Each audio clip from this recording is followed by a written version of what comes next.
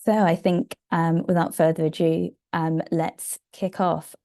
Firstly, welcome to this online interactive session as part of the virtual day of the Third International Conference on Environmental Peacebuilding.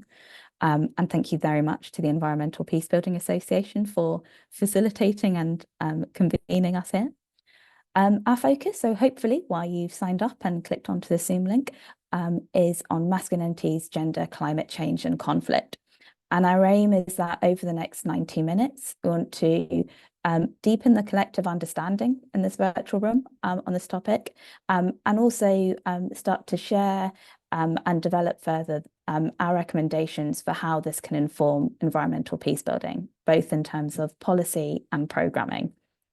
So my name is Aumeer. I'm the Europe-Asia Department Director at Conciliation Resources, a peacebuilding NGO. I'm joined by two absolutely amazing colleagues of mine who have been looking at these issues with partners in context. And I'm really pleased that we've got the opportunity here to hear more from them from recent work they've been doing, but also that this will be an opportunity to share your own experiences and work as well. So really encouraged to contributions from others on this call. We had a lot of sign up, so that's why we're in this kind of webinar format, but we'll use the chat feature, use the Q&A function if you want to ask questions directly, and that will come to us, the panelists, and we'll keep an eye on those. We'll also have the opportunity to be able to hear from others as well. So you can put in the chat or the Q&A if you've got a particular point you want to raise when we get to the discussion. We can come to you and you'll have a chance to speak at those as well. Some online housekeeping to start. So as I said, please do use the chat function throughout, whether that's to share how this resonates with your work, your experiences, or any information or feedback that you wish to share, and with opportunities to hear from others as well. I've also been asked to say that we ask everyone to maintain professional conduct at all times, and that to highlight that discrimination, harassment, any form of inappropriate behaviour will not be tolerated. You'll be removed from the meeting room. So obviously very much hope that isn't the case at all, and that this is a constructive and positive space that we're all part of. This session is being recorded, the first part of this, the presentations, so that it'll be shared afterwards. And also because we know there's colleagues who wanted to join us but weren't able to, whether that's due to time zone or their other commitments. So hope it will be a good opportunity to further share this conversation as well. So to start us off, before we hear from my colleagues, I'll do a short exercise to hear more from everyone in the room as well. So hopefully this will work. So do forgive any slight delays on the technology, but we wanted to use Mentimeter, which some of you may have used before in online sessions, just to ask a couple of quick questions to get a bit of idea of the different opinions of those who are on this call at the moment. So I'm going to share my screen, and you'll see on there some details. So you can either go to, if you've got a phone, you can use that. If you use the QR code, it will take you to a web page, menti.com, or you can always just type that in separately. You can do that on your desktop or again on your phone if you can. When you go to that website, if you enter the code 62410524, and that, if everyone can get onto there, and we'll keep those instructions for the numbers at the top, wanted to ask a couple of questions as ways that you'll be able to answer a few questions, and we'll see the results of those so we can get an initial idea. So to start us off, and hopefully if you've logged into this, you'll be able to, these questions will come up. They'll look slightly differently on your things. I see some people are voting already, so clearly working for some, which is great. So we've had two main questions. One is first asking, do you understand the links between climate change and conflict? How much do you think you agree or disagree with that? And then also, how much do you think about gender in your work on environmental peace building? So getting some quite high numbers, which is good. There's taking averages. Encourage more to see you've got quite a few people have been voting at the moment. And this is really positive. We weren't quite sure where these would land at the moment, and great that we have lots of people already thinking around gender in their work, and hopefully that means that as we get to discussion as well, there'll be lots we'll be able to share and ask and hear more from different colleagues as well. It's interesting to see where that's landing at the moment. And then our next question, and there's no there's no right or wrong answer here. Wanted to maybe get some initial thoughts of how you thought gender and masculinities link to environmental peace building. You can put multiple things down. You can put things down that are just a couple of words, if you like. They don't have to be a full, a fully fledged answer.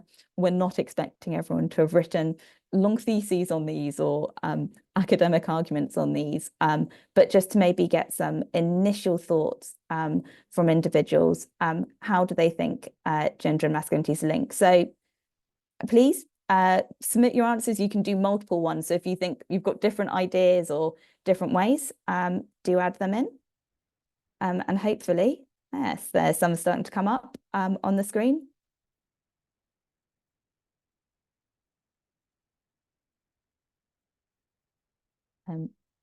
I'll give it a moment for people to add some more as well.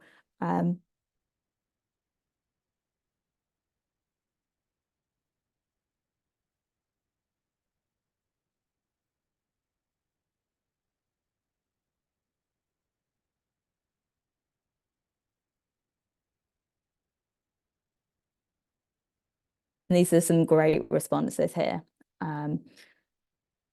So around systems of patriarchy, highlighting how women have been at the forefront of peace building, and would take from that how that's not recognized and necessarily always in environmental peace building,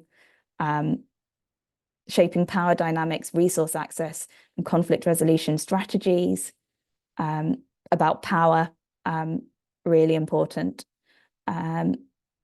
Links to extractives, roles and responsibilities, links to, I think that's human rights in general and Indigenous people's rights. Some really great information coming from there. We'll come back to this later, but I wanted to start off with everyone being able to share and be able to get into, share their thoughts before we said what we've been looking at in this space as well. So I'll stop sharing my screen there, but thanks for all those really insightful and interesting comments. And then just to frame what we're talking about and how we've been looking at this. So I think just the starting point is that we think gender is often under-examined and under-acknowledged in environmental peace building. So where we have, and there's growing conversation on this, but where we have seen a lot of the conversation in the past, it's focused often on women's vulnerabilities to climate change and the need for greater participation in climate change response, rather than exploring the role of deeply rooted gender norms in perpetuating climate-related insecurity. And recent analysis that we've done at CR with our partners has really demonstrated how different expectations placed on men and women can drive different responses to climate change. The links between gender norms and high risk and violent responses to climate change, and also how masculine norms within policymaking limit inclusive climate responses as well. And this increases the potential that these responses exclude particular communities, feed into conflict drivers, and ultimately fail to meet the challenges posed by climate change. So we'll hear some examples and some thoughts from Mercy and Janet on this from the context in which they've been working. some examples we've seen has been where there's been climate change policies moving displaced people to land considered sacred by Indigenous groups, creating facilities that don't cater for women and girls because of the lack of inclusion, blaming extreme weather events on minority groups, and really hyper-masculine state rhetoric, which exacerbates conflict rather than building cooperation on climate change.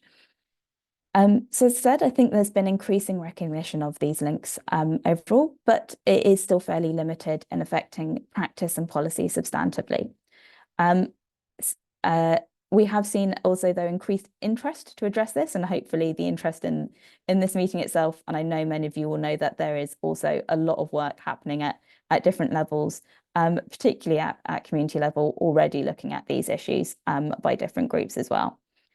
Some of this analysis, which Mercy and Janet will share, comes from some recent work that Conciliation Resources has done for the UK FCDO Women, Peace and Security Help Desk. So that's a particular help desk that is funded by the UK Foreign, Commonwealth and Development Office, part of their CSSF framework. And it came from a task looking at the links between women, peace and security and climate security. Some of this comes from our wider work as well. So I think it's probably a good time that we start digging a bit into some of these issues. So we're going to hear from, as I mentioned, two of my colleagues who are on the screen, who I'm delighted to be here with. So the first, we'll hear from Mercy Masta. Mercy's doctoral research explores notions of Pacific Island masculinity and the engagement of men and boys in gender and development efforts in the region. She has over a decade of experience as a development practitioner and has worked in various areas, including peace building, health, gender equality, and women's empowerment, strife, and youth and adolescent participation and development. She'll be sharing some analysis from recently conducted workshop in Fiji's on these issues. And I'm particularly grateful also for her joining at a very late hour of the evening for herself. But handing over to you, Mercy. Thank you so much, Laura. Can you hear me loud and clear? Yeah. Great, thank you. So I guess one of the first questions I've been asked to sort of answer or look into is how, or the ways in which gender and masculinity are linked to climate change and conflict in the Pacific, and how do these gender norms inform individual and societal responses to climate change, and how can this exacerbate conflict? So I'll try to answer this question, but I'll begin by setting the scene. For us in the Pacific. In the region, we are experiencing environmental effects of climate change, including an escalating rate of natural disasters, along with coastal erosion and land salinity as a result of rising sea levels. The environmental effects are likely to only increase in coming decades. In our region, with a high reliance on economic use of land, and land playing a central role in kinship and community identity, these environmental impacts, they pose significant economic and social challenges for the region. So the intersections of gender and masculinities, climate change and conflict in the Pacific, like many parts of the world, are complex and multifaceted. And there are several ways that gender and masculinities are linked to climate change and conflict in the Pacific. So I'll be talking from the analysis workshop on gender, climate change, as well as conflict, that nexus. This workshop was held in Fiji, I think in March this year. So we know that women and men experience the impacts of climate change differently. Women often face greater vulnerabilities due to pre-existing gender inequalities, limiting their access to resources and socio-cultural norms that restrict their roles and mobility. Also, traditional norms of masculinity can influence men's responses to climate change. Men oftentimes feel pressure to engage in risky behaviors to maintain their roles as providers and protectors. which can increase their vulnerability to climate-related hazards. One of the key findings from the analysis workshop in Fiji is that climate change disrupts men's roles as providers and partly leading to negative coping mechanisms. The pressure to fulfill societal expectations amidst such disruptions can result in stress and adverse behaviors as men struggle to adapt to changing circumstances.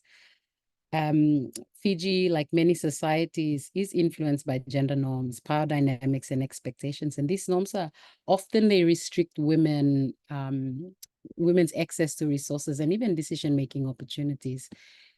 Experiences also in Fiji have shown that when relocating a rural community, villages especially rural villages are deeply affected by climate change and with profound psychological and emotional distress, especially among indigenous people feeling spiritually and culturally disconnected to their land and the resources that they leave behind. So gender norms, as I mentioned, power dynamics and societal expectations have diverse impacts on individuals. Men are pressured to assume the provider role. Even LGBTQAI plus communities or individuals may face conformity expectations, and children are expected to assist with caregiving. So these are some of the, I guess, impacts. Vulnerabilities faced by women, children, individuals with special needs, even the elderly during climate change are concerning, and women experience heightened stress. Children face risks of abuse. Those with special needs encounter barriers, and even the elderly, they struggle with mobility and transmission of traditional knowledge. So addressing these issues requires a comprehensive strategizing or prioritizing of needs of particular vulnerable groups and ensuring that inclusion is part of climate resilience efforts.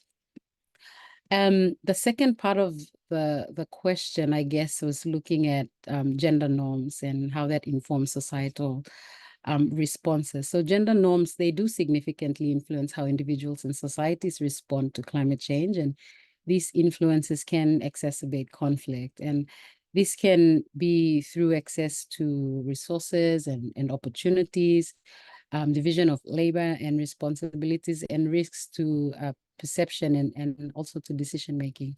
So in many societies, including in Fiji, men typically control land and other critical resources of the community.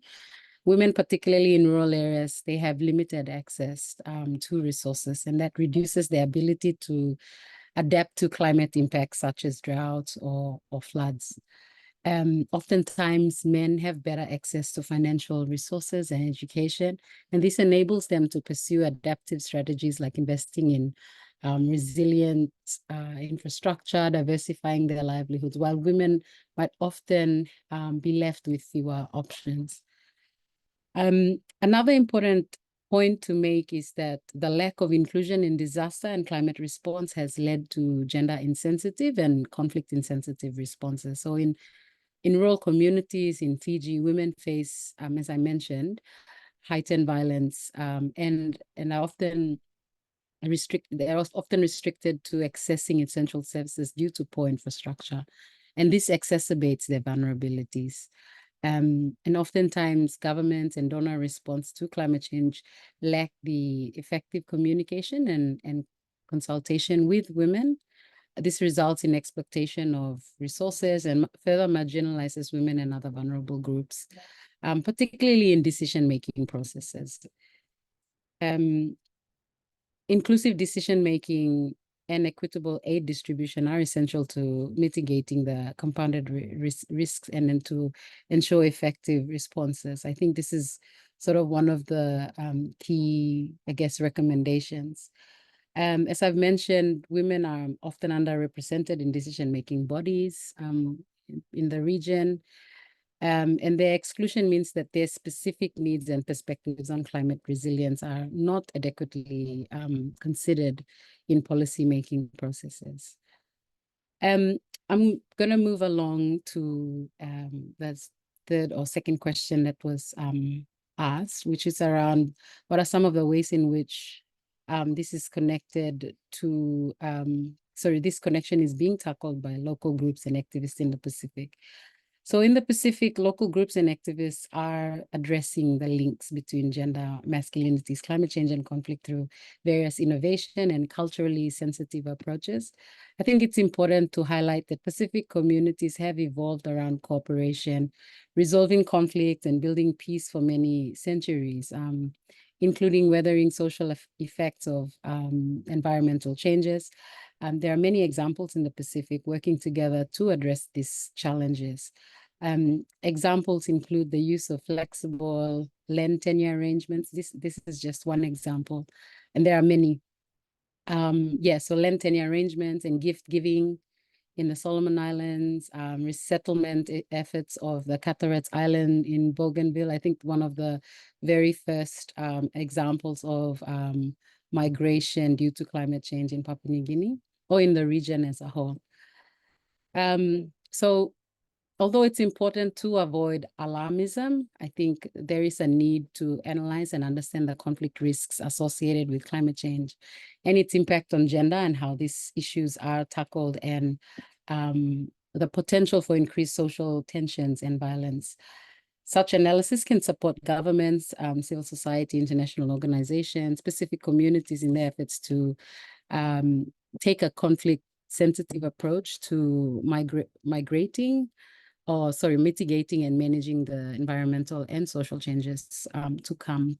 Some of the strategies and examples that are currently practiced or happening in the Pacific, for example, a community-based adaptation program in Fiji called the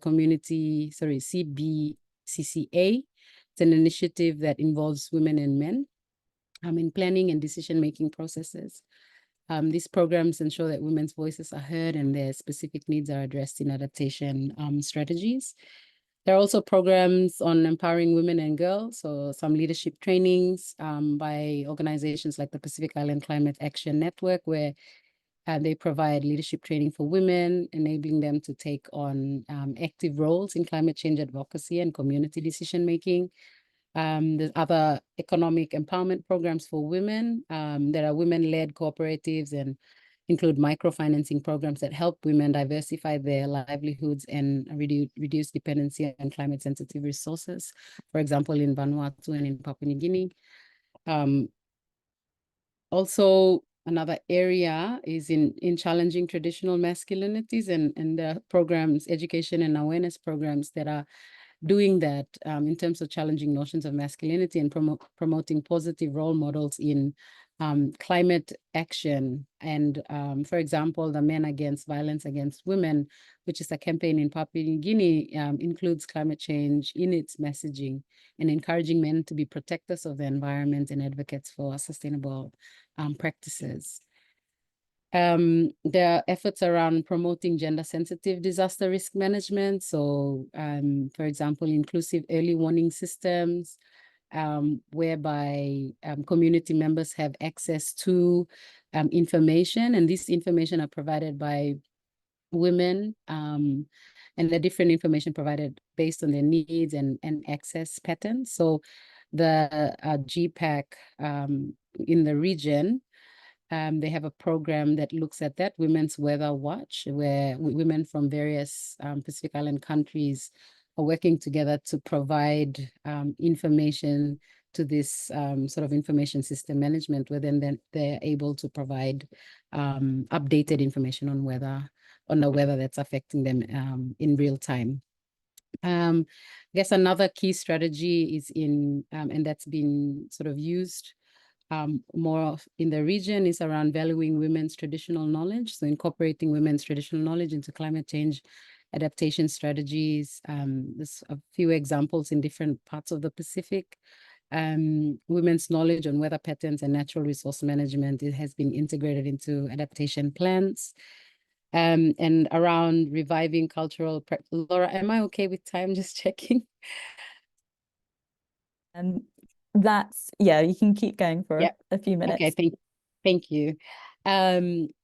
So reviving cultural practices that has been sort of some of the efforts that different local organizations and activists are doing in the region. So supporting, for example, the revival of sustainable cultural practices that have been eroded by modern influence, for example, in Samoa, traditional forestry practices that involve both men and women in reviving or enhancing community resilience to climate change. In terms of efforts towards conflict resolution and peace building, so community mediation programs are happening whereby in these communities are establishing mediation programs that involve both men and women in resolving conflicts over natural resources that are exacerbated by climate change. And these programs often draw on traditional conflict resolution practices. Gender, also another sort of area or work that has been happening within conflict resolution and peace building is gender inclusive policy advocacy. And our partners, Conciliation Resources partners who are Transcend Oceania Pacific Center for Peace Building, who are currently working in Fiji in rural and urban communities are doing this. So they're also advocating for national and regional policies that address the links between gender, climate change, and conflict. And these policies, they push for gender perspectives to be integrated into climate change and policy practices. So in terms of, I guess, the third question, which is around recommendations and to addressing these intersections with programming, I have about, I guess, 3 that I thought were out of the other recommendations that were put forward through the analysis workshop. One is in terms of prioritizing women's participation in climate change response. The climate change response work by embedding climate response and climate security within the women, peace and security framework. So in terms of entry points, for example, efforts within Fiji's WPS framework should focus on integrating gender-sensitive approaches into adaptation and disaster risk reduction strategies and ensuring that there's meaningful participation of women and diverse women. So women in all, urban, rural, women of different backgrounds, ethnic groups. Including being more inclusive in that and in terms of decision-making processes that are related to climate change and mitigation. I think the second key recommendation is in supporting existing women's organizations, civil society, particularly those looking at psychosocial needs as a result of climate change, because a lot of women were saying that this was one of their biggest needs, is to deal with the mental and emotional, I guess, concerns after the aftermath of or during climate change crisis. So utilizing psychological coping mechanism facilitated, and this was an important point that they made, given that almost 80% of the Pacific are considered or see themselves as Christians, faith-based, or they follow a particular faith. And so they're saying this sort of coping mechanism should be facilitated by faith-based organizations or churches to provide emotional support and to build resilience, recognizing the tendency for women to prioritize others over themselves and highlighting the need for a dedicated support network for women. On that point, another point is collaborating with civil society organizations, helplines, and other cultural and religious networks to enrich trauma healing and support mechanisms within the community. So this was one of the, I guess, key recommendations that the women themselves put forward. And then the other one was around feminist financing. So examples of positive funding mechanism, as an example of positive funding mechanism, there is a need to create that for women, this sort of flexible funding where women-led initiatives are able to access funding that can that can support them when they need it. And these models are designed to address the unique financial needs and challenges that are faced by women. So by providing targeted support, these financial models can unlock resources and essentially support women-led peace-building efforts. Providing women's leadership and agency in financial decision-making is important. And this approach ensures that women are at the forefront of financial strategies and decisions that impact their communities. So I guess these are sort of the three main recommendations, but I think the fourth one, and I can talk about that a little bit more later, is around the need to improve or include spaces where men can unlearn, relearn, and self-transform and understand their own challenges and experiences and expectations of communities on them when they face climate change crises. So those would be the four recommendations that I'm sort of putting forward here. So Laura, I'll give it back to you or to Janet. Thank you. Thank you, Mercy. It's absolutely brilliant overview. You've managed to go through the issues that the analysis looked at. You spoke about how gender norms influenced access to resources, lack of access to decision making as well. But then also some of the work that was happening already. So the examples where kind of culturally sensitive cooperative approaches that were being used and continue to be used. And then 4 great recommendations there for us to consider as well. So that's an absolutely wonderful overview of that work. Thank you. Before we move to Janet, just again to encourage people, we'll have a discussion section in a bit. But if you've got questions as you hear Janet speak, or as you've been mulling over what Mercy said, feel free to put them in the Q&A or the chat function, and we'll be coming to those later. Or if you just want to say, actually, you know, whether something really resonates with what your own work and how you feel as well, feel free to say that. We want to get responses from this as we go. But we'll hand over to Janet now. And Janet Adama Mohammed is CR's West Africa Programme Director, an expert peace builder and mediator with over 25 years experience on governance, peace and security issues in the region. And Janet's sharing some insights from recently conducted analysis in Nigeria, but also I'm sure her wider work. But yeah, really grateful, Janet, to have you here and very excited to hear from you. So over to you. Thank you, Laura, and thank you, Mercy, for setting the pace for me to come in.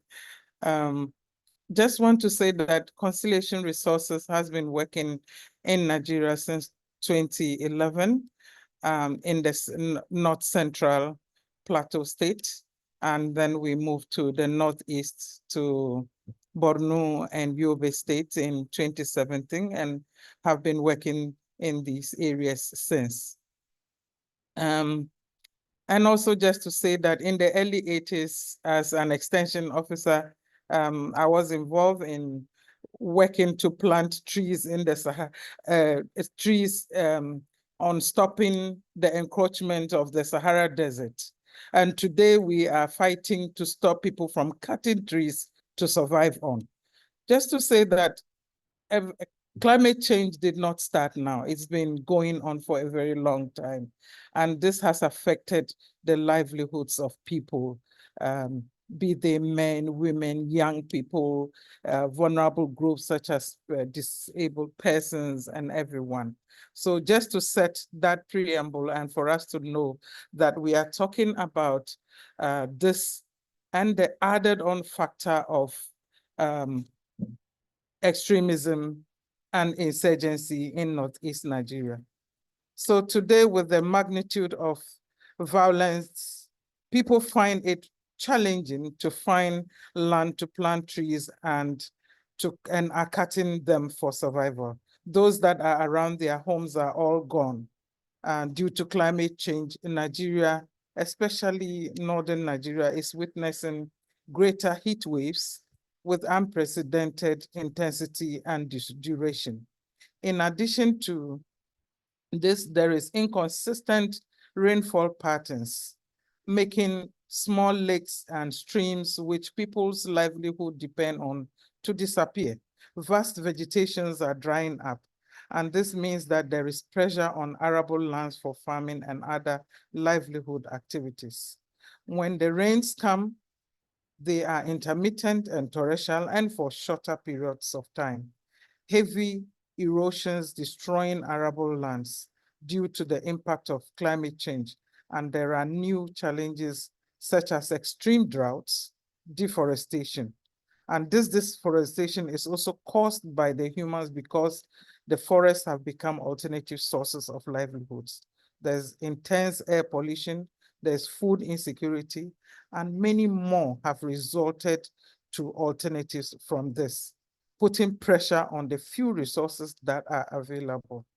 The specific impact of this on communities and especially vulnerable populations such as women and young people remain more pronounced and affects their livelihood and food security needs. Women and men are affected differently by different climate changes. In most local communities, it is the women that fetch the wood, fuel wood, and look for water. They cultivate household vegetables in gardens for stable food. Sometimes women raise domestic animals and keep poultry for small incomes, which go a long way to support the family, especially children's education needs. With the insurgency in the Northeast Nigeria, the situation has worsened as women and other vulnerable groups cannot go further to farm or look for fuel wood or herbs to treat the sick. Women are often marginalized due to the customary laws restricting their access to available land. And with the worsening situation due to the climate change, their access is more restricted. So you can imagine in a context where there is insurgency that you only have about few kilometers to be able to collect wood. Hitherto, you would have gone as far as 5-10 kilometers to access wood. But with the insurgency, you are unable to even access wood from these environments, and you are unable to go further to produce wood, to produce any cropping to support your family needs. Women and most vulnerable groups in these situations become more exposed to the dangers and risk of attacks by organized criminals and armed actors as they become desperate in search of food and livelihood alternatives. So this is in response to the first question that you posed. And the second question has to do with how does gender and masculinities intersect with other identities, and how do these shape the responses? The first thing I'll say is most responses, if they are coming from external sources, tend to respect cultural and religious sensitivities. And in respecting culture and religious sensitivities, they tend to exclude women and vulnerable groups because this is what the norm, or this is what the norms dictate, that women are not direct beneficiaries. The different impacts and vulnerabilities experienced by women and other vulnerable groups in the context of climate change can be attributed to traditional gender norms and expectations. These norms often burden women with responsibilities that make them more vulnerable to the impacts of climate change. So, for example, women are frequently burdened with caregiving tasks, such as caring for children, the elderly, the wounded in the wars, or in preventing attacks, the wounded, the sick, and which tend to limit their ability to adapt to environmental changes. And I give a quote that women continue to encounter significant obstacles, such as the need to travel long distances to obtain water, firewood, food, and which further increases their exposure and linkage to the risks of climate change. As previously said in the first point, that in these communities, men often seek alternative livelihoods by migrating elsewhere to look for work, and women tend to stay back home with increased household responsibilities due to the impact of environmental changes or even the impact of armed insurgency. Traditional gender roles play a significant role in this division, with men primarily engaging in agricultural practices elsewhere, becoming security agents, or even payloaders at vehicle transportation stations, and so on and so forth. In Nigeria, they call them Megad, which means they guard people, rich people's homes and offices and so on. Meanwhile, their wives are home and still being Megads because they guard their families and protect them from attacks of the insurgency. So women are assuming different roles altogether.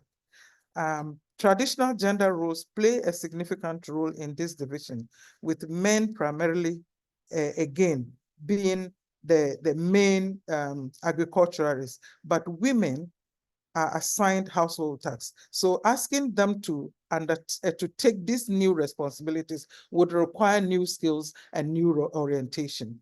Women, however, display resilience by innovative practices using green fodder to feed animals, by exploring alternative sources of income, such as weaving hats, making new body creams, and local lavenders, and so on and so forth. And also trying to get energy for household use and so on, so that they don't go far to collect wood all the time. So there are all kinds of coping mechanisms that women are trying to adapt in terms of the climate change, and men are doing the usual masculinity assigned roles that they can, and when they can't, they migrate from they migrate from homes. Under the customary law of Northern Nigeria, women are not allowed to inherit land. That means that they don't even have access to ancestral land, much more to farm on. In communities, a man can give a farmland to his wife, or she pays rent for the land that she has to cultivate. And even then, when such land is given to them, it is the poor lands that are given to them. No one gives the good lands to the women or sell it to them. They are often given these deplorable lands to farm, and sometimes very far away from the communities. So they end up not even using the lands again. The third question looks at climate change and how it has exacerbated conflict dynamics. Coping mechanisms and adaptation strategies differ from community to community, dependent on availability of skills and capacity for resilience.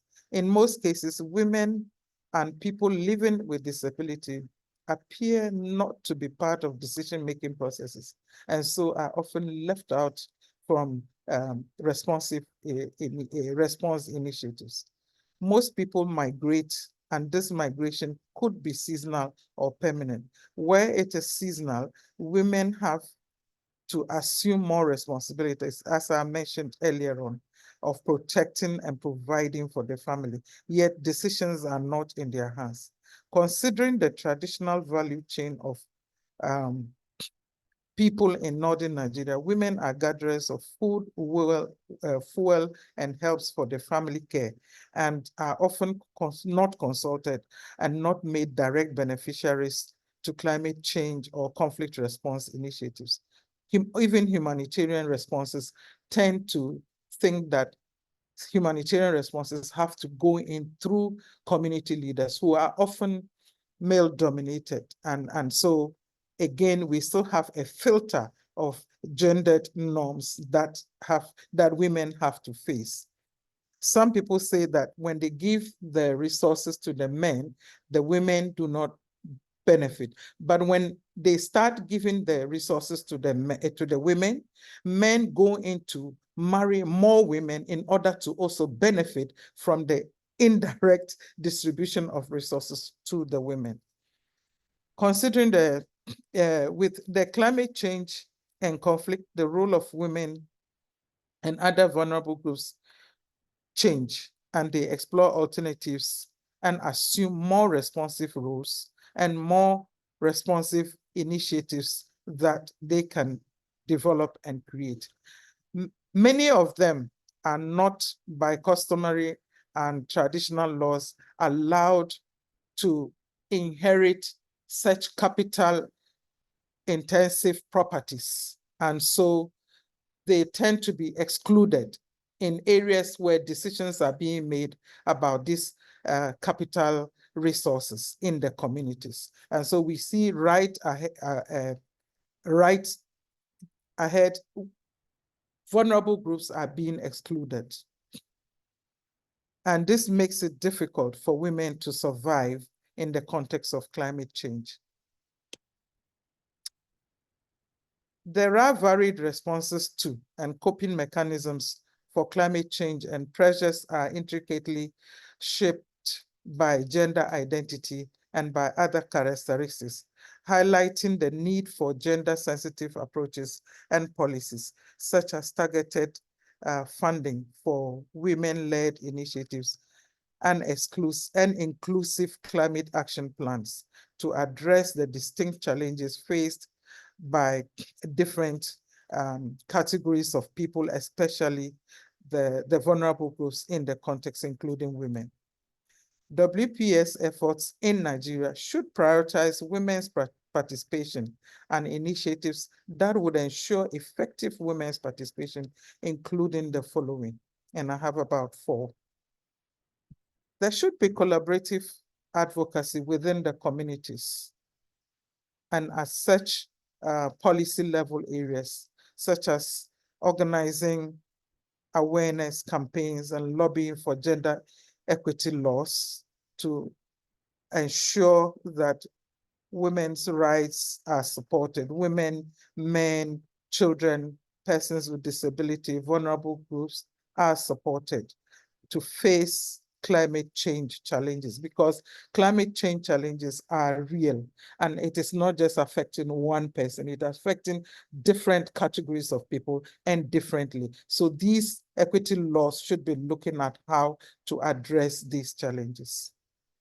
Again, equip women with the knowledge, skills, and confidence required to actively engage in decision-making processes, highlighting the transformative impact of education and leadership development, and supporting women-led enterprises develop to provide alternative livelihoods that are not dependent on the environment.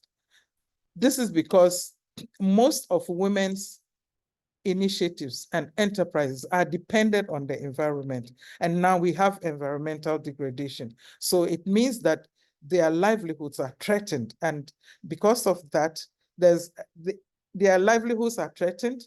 They are also not part of the majority migrant groups, people who can easily migrate. They have to stay back home. And so what are the kind of livelihoods that they can do to ensure that they can continue to support their families the way that they can? And these should not be environmentally dependent. The third one is saying that let's provide training in mediation, negotiation, collaborative leadership, so that the women are empowered and can contribute meaningfully to conflict resolution. Most often when people migrate into different contexts, they also cause tensions, and there's a lot of pressure in these areas. And when a lot of pressure is created in their newly located areas, there are conflicts, especially when it has to do with the pastoral community. It brings in a lot of pressure on the land, and there are tensions. If women have all these skills, they would support women from the pastoral community as well as women from the sedentary communities.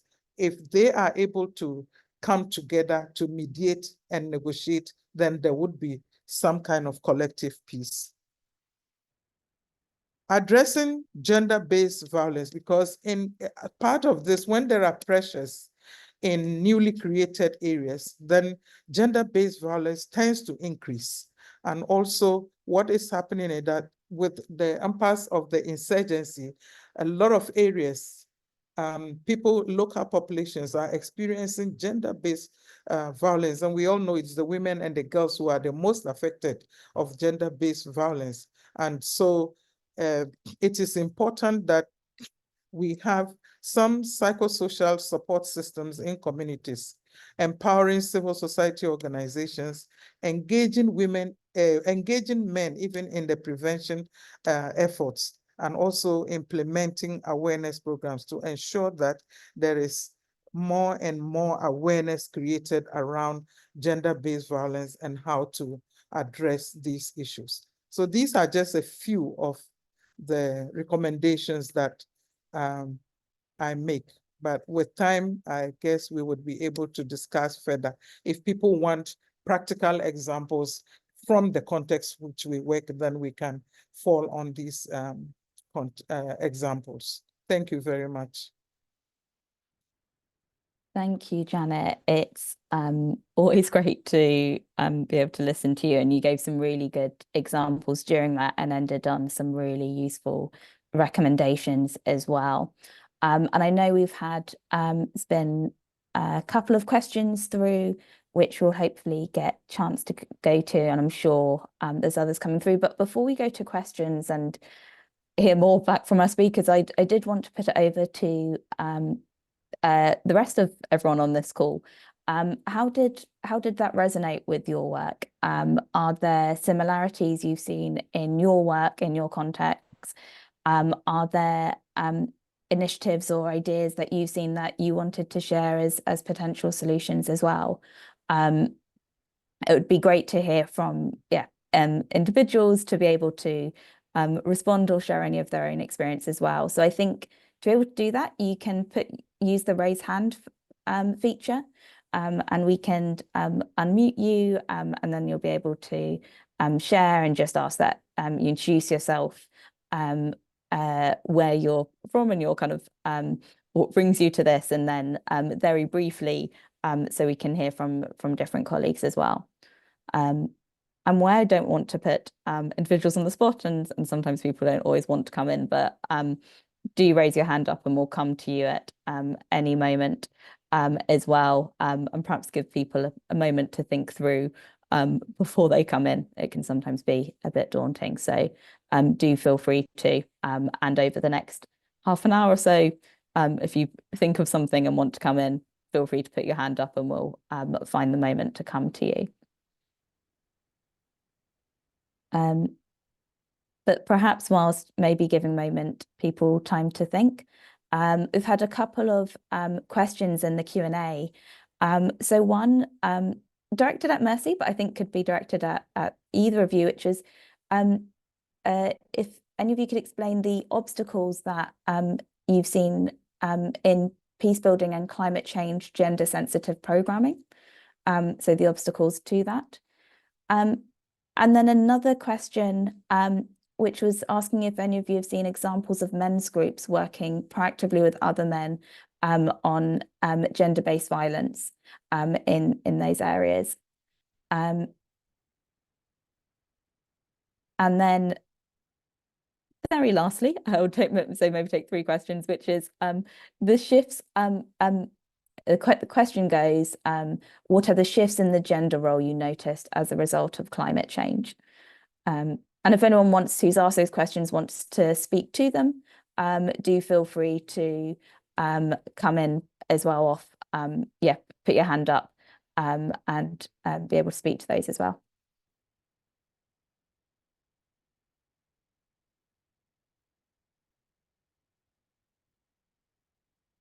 But in the meantime, I don't know, Mercy or Janet, whether there's a lot to cover within that, but anything you want to respond to any of those? I think I did mention some shifts. You go ahead. Sorry. No, you go ahead. Go ahead. Okay. I did mention some of the shifts in the gender roles that when with climate change, men's roles are taken. It's not even a shift, but are taken with climate change and also with the armed insurgency. They don't have access to their lands, and as agriculturalists and as fisher folks, and so their lands and their source of livelihood is taken from them. So they migrate. And when they migrate, it is the women who then assume these responsibilities. What they do is try to access land around their homes to get little food that can sustain their families. They also tend to protect their families, which is usually not a woman's gender role. So they tend to support the children, protect the children, so get food for the children. They assume the responsibilities that the men would have done if they were home. But at this particular time, men would have migrated elsewhere to source income, to source new livelihood opportunities. And I think that is one major thing that is causing a lot of tensions among families, but also with the communities, which insist, these communities are very patriarchal. And so for a woman to come out and assume that they can have access to land, to farm, is also a huge challenge for the women. So it is not just the gender roles changing, but also women being affected by existing gender norms, which do not enable them to assume these new roles properly. So that's just one of the things I'll say. And Mercy, you can come in and then we can look at the other question. Thank you, Janet.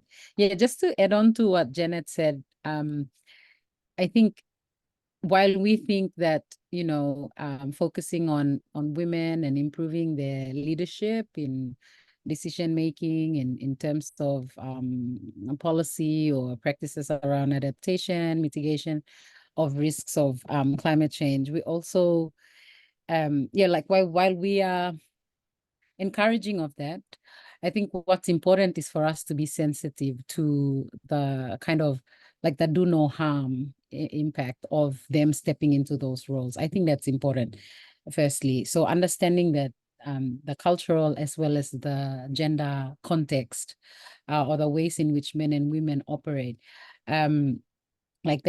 we should not assume that by women stepping into now taking over, leadership roles, that it's a positive thing for them.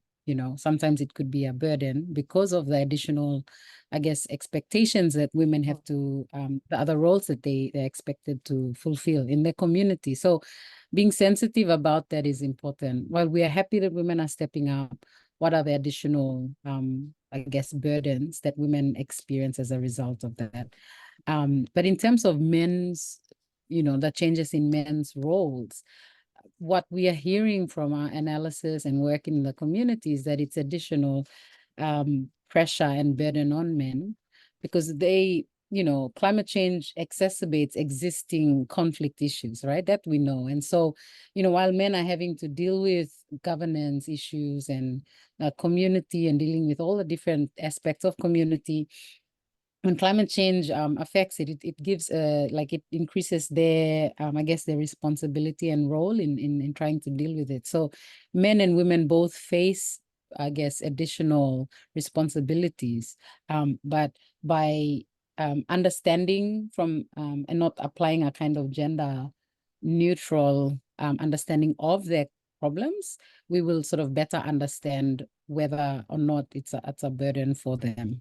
So just wanted to put that there. I Okay. also want to add about they said the examples of men working together on gender issues. Yes. In Northeast Nigeria, we have worked in the two states, Borno and Yobe, to set up what is called the youth peace platforms, which are made of male and female youth. And again, in Northeast Nigeria, females do not travel distances without male chaperones. And so what the young people have done, the young males who have been transformed do is they come together and they form groups that can accompany these women, because traveling those distances, they can be attacked. And so they chaperone these women to events, to markets, to meetings, and distances for training, so that they can also accompany them back to their homesteads without much problems. We've also got gatekeepers who are predominantly men, who have now transformed and have a better understanding of masculinities and gendered issues and how that affects them in their decision making. So they normally would ask for the women representatives to be part of meetings before anything can be done. And when there are issues that relate to females in the community, they refer the issues to the right quarters. So these are people who have transformed along the lines and are doing this beautifully well. So we call them the male champions.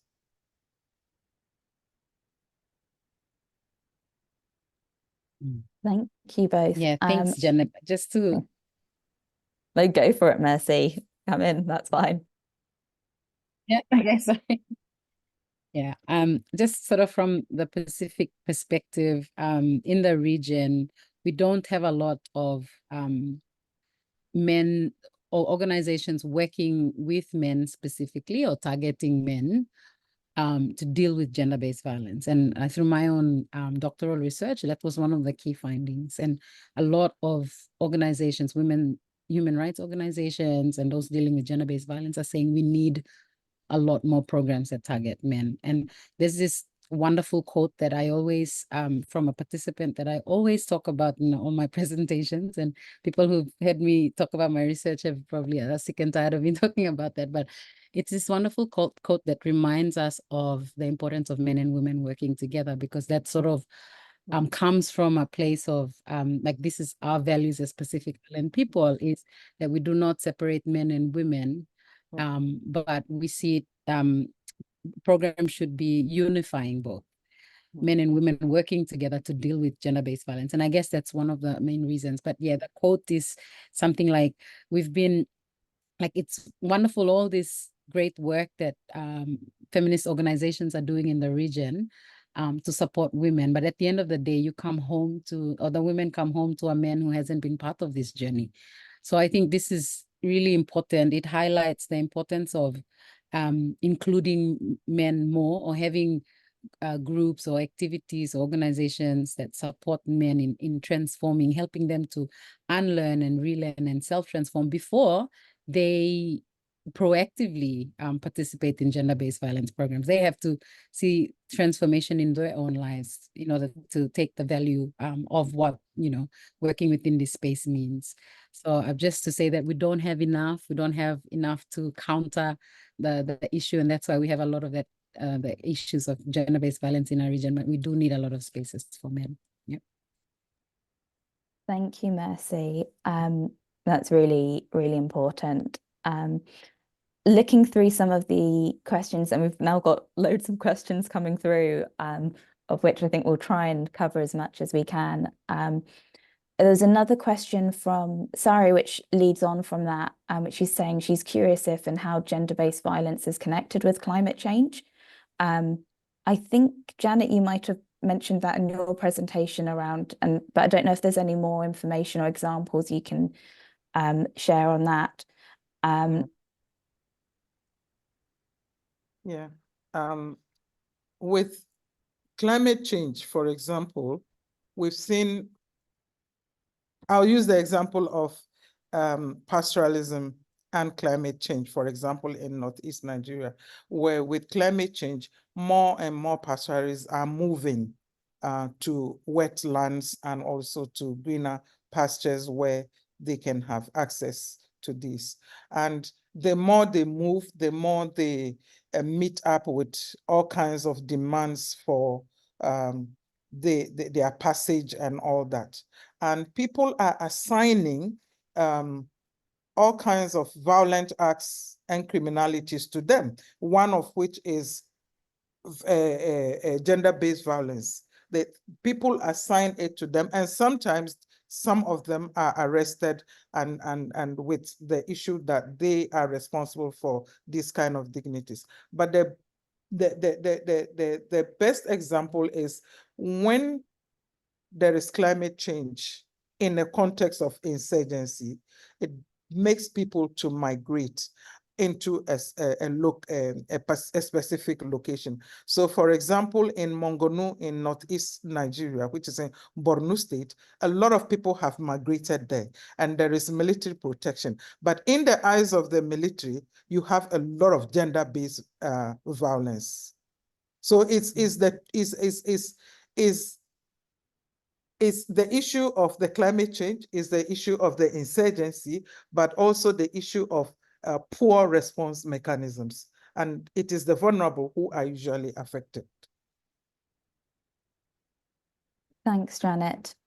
And one other question that we've had come through the Q&A, which I think there'll be a lot to say on, which is asking, did you find other intersectional factors apart from gender which influence the ways women and men adapt their roles in environments affected by climate change? I don't know, Mercy, if you want to maybe start on that, but I know there's a lot that could be said on that.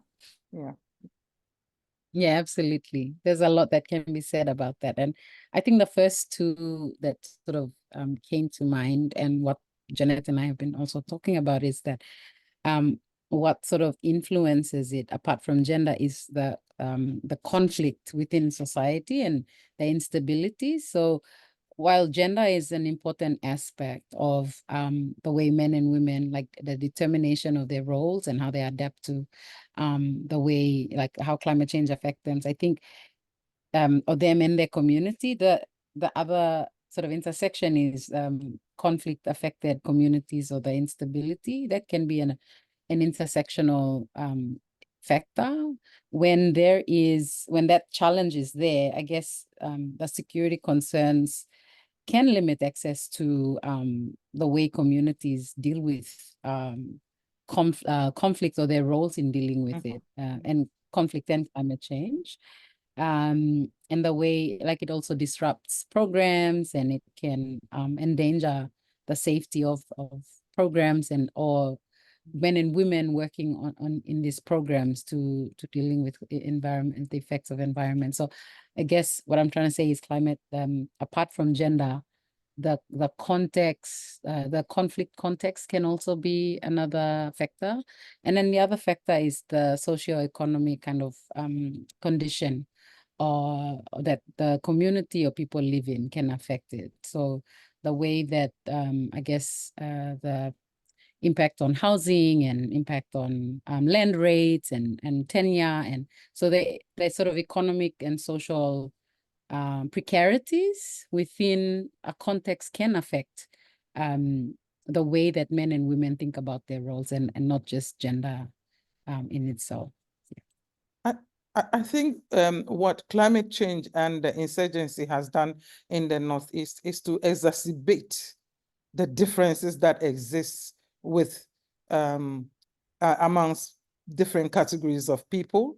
So using religion, so Christians are more at risk in Northeast Nigeria than Muslims, for example. And also minority tribes are also more at risk than majority tribes. So there are all these kinds of exclusive tendencies that are being used to worsen the plight of vulnerable groups. Disabled persons with disability, how do they escape? How do they identify new livelihood opportunities? Someone who was just in the market manufacturing small leather slippers is all of a sudden realized that the supply of the leather for the slippers is not coming on because cattle don't come their way again. Because of climate change, the cattle route has changed. So how does that person with disability get an alternative livelihood? So there are all kinds of things that we could deepen our analysis on, and we can highlight more on these other categories of vulnerabilities when it comes to climate change and the insurgency. Thank you, Janet. And we'll be able to come back. So if anyone else has any other questions or points, feel free to keep sending them in. One of the questions we've had through related to other research and papers. So I'm going to put a few links in the chat now. There's so much that some of this touches on in different papers, but one is a paper CR produced last year on the links between gender, cultural identities, climate change and conflict. And it talks specifically about some of the approach to the analysis that's been mentioned. I'll also share a piece which is, I think, a couple of years old, but from some of the work in Pacific on participatory approaches to engaging with communities affected by climate change. And for me, it's a great piece of work in demonstrating the importance of taking culturally appropriate approaches to consultation, and I think really should inform a lot of environmental peace building. And then some also research on, again, slightly wider, but touches on some of the points that Janet was speaking about in terms of that some of the examples she gave around pastoralist communities in Nigeria, and some recent research that touches on that. So I'll share those, and there's plenty more for people to have a look at if they're interested as well. And then I did, before we, in the last moments as well, wanted to go back to some of the information we'd gathered through on the Mentimeter earlier. So I'm going to share my screen again. For anyone who joined in late at all and missed this bit, there's at the top, you'll see there's it says join at menti.com and a code. So if you haven't got it up or you've closed it down, if you go back to menti.com and type in that code, it will bring you to these questions. So we asked the audience before we heard from Janet and Mercy about how everyone thought gender and masculinities linked to environmental peace building. The responses we had some really interesting responses through. It's kind of linked them into these different areas, which are all very much linked, but interesting to see that some of the commonalities that have come through from that. So highlighting patriarchy, highlighting power dynamics, but also highlighting peace building roles and gendered vulnerability as well.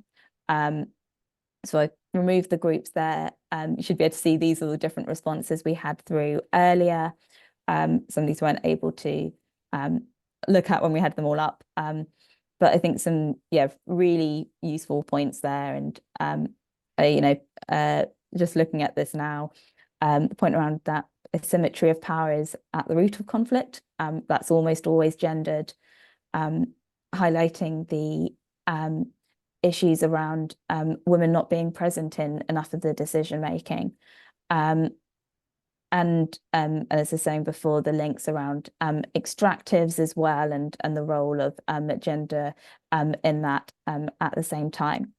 So that's been really interesting to go through. I do have two more questions for you. As I said, we wanted to start thinking about solutions. What's needed? So no particular order at the moment. We have put a few ideas and a few things that have come up through recommendations. I've added to some of these as Mercy and Janet have been speaking. So some of the things that came out of those presentations. But do start, if you're able to go into the menti.com, you can rank a few. What do you think is important? You don't need to rank them all 1 to 11 because you might be there a while. But feel free to put a few which you think are really important to you, so we can start see particularly what's resonating in some of those responses. I think that will be, yeah, we're really interested to see what different individuals have to say on those.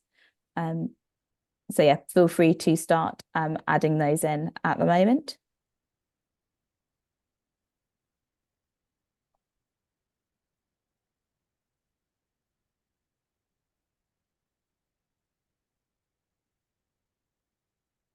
Which I'm not, it's not seeming to come up for at the moment. But maybe we can, I'll leave that on in, we're starting to have a few through. That's great. So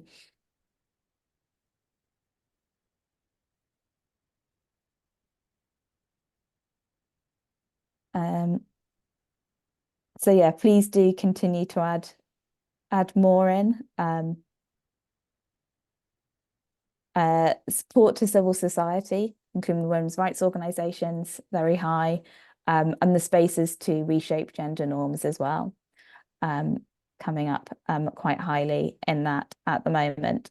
What I'll do is I'll stop sharing my screen. I'll leave that open. And so if anyone wants to vote in the next 5 minutes, you're more than welcome to, if as you've been putting those through as well. And so we can always come back to this right before the end as well. I see we're still getting a few votes through, and there's a lot to read through and add into those mixes. Yeah, those mix as well. So we've got about 10 minutes left. We have some looking through the questions and answers. And I think we've responded to many of these. Please do feel free to add in anything else you want to flag or ask at this moment. But maybe let's go, Janet and Mercy, I said would be able to give you both a few moments to wrap up at the end. I don't think we don't have time for 5 minutes each, but if we could do 2.5 minutes each, any key points you want to leave everyone with, that would be really great. So maybe we'll start with Janet this time.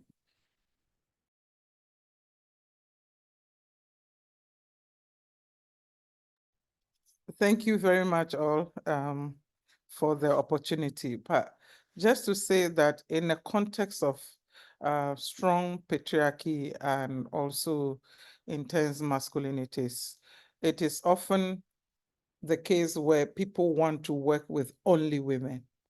And sometimes this does not work well.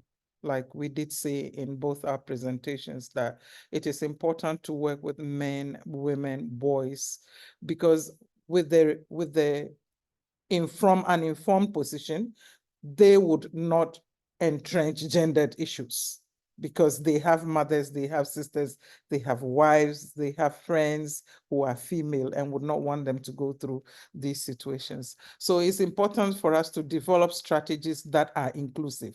And that's why it's important to always think about gender and inclusivity. So you can bring in all these people who are often excluded from even response mechanisms. And responses are essential in this context. It is also important for us to not exclude policy actors, because policy actors are the ones who often come in with tailored responses. And if we leave them out, then we would see that we would have to get back to their responses as well, because their policy responses are the ones that direct the realm. And so let's be more inclusive with our responses rather than have exclusive tendencies. Have I hit the 2.5 minutes? You've hit that perfectly, Janet, and 2 really important points there. So thank you for sharing. Mercy, over to you. Thank you, Laura. So I think for me, it's all just adding on to what Janet has said, and the importance of in being inclusive of women or participation of all gender backgrounds. I think that's important, but I think also what's important in inclusivity is the engaging of community-based approaches that are gender sensitive and culturally sensitive, to avoid resistance, because, you know, these communities have dealt with changes for many years. And so giving it back to them to lead and direct it and inform the strategies, I think that's really important. And then I think, like Janet mentioned, patriarchy is like the dominant sort of influence in our context. And so the importance of addressing harmful gender norms and involving men as allies in gender equality and in dealing with all the different issues, whether it's climate change or conflict or gender-based violence, to foster that kind of collaborative effort between men and women, because that speaks to our values as people of the Pacific or Africa or other contexts in the world, where men and women are working together in a collaborative manner. So yeah, that would be my sort of 2 cents. Thank you. Thank you, Mercy. That's, again, really, really helpful. And I think ending with some absolute must-dos is a really helpful way for us to kind of take this forward, and hopefully gives everyone some food for thought as well. I won't bring it back up on the screen, but just to say we've had some more responses through on the Menti, and what's perhaps not surprising that I think all of those different options are getting different votes. That so it's not that any of them aren't seen as important. It's a mix of different responses. Spaces to reshape gender norms is kind of the highest at the moment, but also we've got other issues below that, from making linkages within policy frameworks, improving capacities, but as I was saying before, the kind of support to CSOs, work around GBV prevention as well. All these different aspects is coming together, really. I think it's needing to look at things as they form a whole, but what different actions can we take as well. So I wanted to say a big thank you firstly to Mercy and Janet for their insightful presentations and comments and discussion, but also to everyone who's come, who's listened, those who've asked questions in the Q&A, had some really insightful questions in, and hopefully this has helped you with your own thinking on these issues. We're very keen to continue this conversation. As mentioned, I've shared in the chat links to some reports that I think you'll find interesting from this. If anyone is going to be at the 3rd International Conference of Environmental Peacebuilding next week, I'll be there, so very happy to continue the conversation on this. I've put my contacts in the chat as well. If anyone does want to reach out, I can kind of direct you to the most relevant person, or very happy to speak as well. And thanks very much to the Environmental Peacebuilding Association for helping facilitate this, giving us this space as well. It's been sometimes for a lot of us, we spend a lot of time focused either in the weeds of our work, or very focused on specific aspects. So it's always great to be able to actually step out of that for a moment, listen, and hear from different individuals as well. And as mentioned, this was recorded, so the recording will be shared as well. So if you think as well, there's particular colleagues that this actually is really important for that work, please do share it. What's really important with this is that we start to see gender and masculinities as something we all think about in our work, not just those that are already thinking about gender. So more we can spread this message, the better. And with that, I suggest we wrap it up here. So again, thanks for everyone taking part. giving back everyone 3 minutes of their day. Use those 3 minutes to make yourself a nice cup of tea, a nice drink, and take some time before, I know many of you will have other meetings and pieces of work to get into. So thank you very much. And